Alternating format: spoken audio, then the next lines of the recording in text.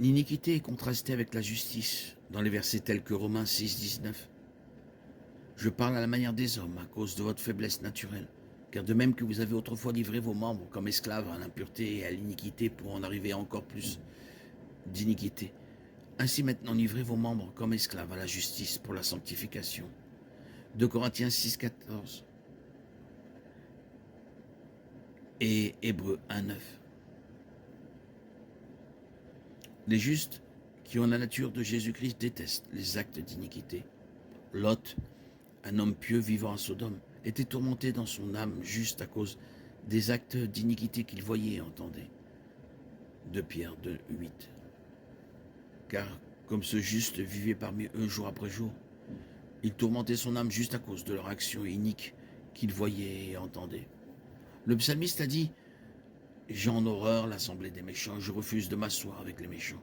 Psaume 26, 5. Les chrétiens doivent être respectueux de la loi.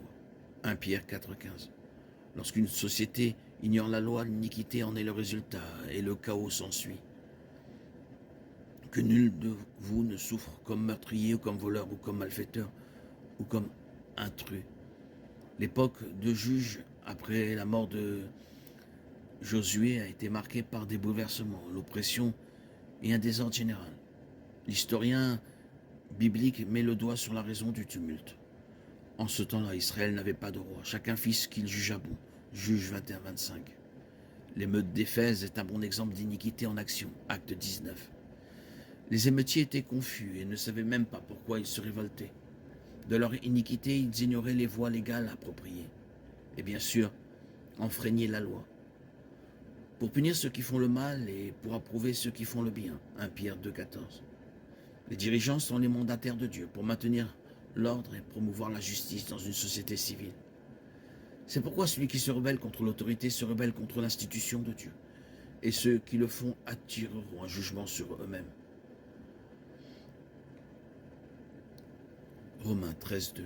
En d'autres termes, l'iniquité est condamnée dans les Écritures. La Bible relie l'iniquité de l'homme et sa rébellion contre Dieu à son besoin du pardon de Dieu. Dans Romains 4, 7, Paul, citant le psaume 32, 1,